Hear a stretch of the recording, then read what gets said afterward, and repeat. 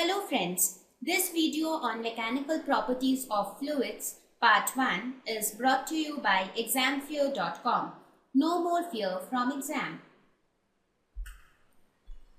The topics which we'll cover in this lesson are introduction, pressure, streamline flow, Bernoulli's principle, viscosity, Reynolds number, surface tension. So now, as the name of the lesson is mechanical properties of fluids, let us start the introduction of the chapter looking at what is a fluid. Well, the term fluid, when we talk of fluid, what does this word fluid means?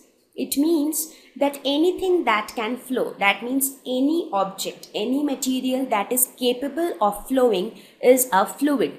So, flow and fluid are very related terms. Fluids have no shape of their own. That means, just to understand this, take the example of water. Do you think water has any shape of its own? They do not. The way you pour it in a container, the way it gets a shape of the container. If you pour it in a glass, water takes the shape of a glass. If you pour it in a bowl, it takes the shape of that particular bowl. So fluids generally do not have a shape of their own. They do not have a fixed shape. They take the shape of the container in which they are lying. So under this category of fluids, we can categorize liquids and gases, because both liquids and gases are capable of flowing. So they can be categorized as fluids. Volume of solid, liquid or gas depends on the stress or pressure acting on it. In our previous lesson, we already studied the mechanical properties of solids. In that chapter, we saw that how does the volume of a solid or how does it affect a solid when you apply some external pressure or external force on it. We studied the various types of stress and strain, right? So similarly in this chapter, we will see that how does the volume of a solid, liquid or gas, basically we will concentrate on fluids.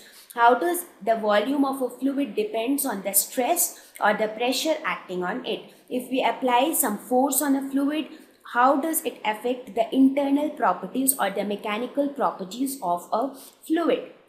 Fluids offer very little resistance to shear stress. I have already introduced what is shear stress in our previous lesson. So here we'll see that when compared to solids, fluids offer very little resistance. That means if you apply some shear stress, you can see a strain which is developed in the fluid. So, this was basically what is fluid. Something which can flow, something which does not have a shape of its own. So, here in this chapter, we will study all about fluids. We will see what are the different mechanical properties related to fluids. For example, we will study about certain inherent properties of fluids, like some characteristic properties of fluids in detail. So that we'll start the chapter with pressure. We will study how do we define pressure in case of fluids. Thank you.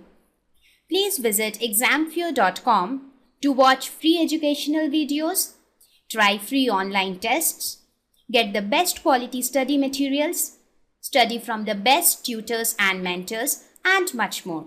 Thank you once again.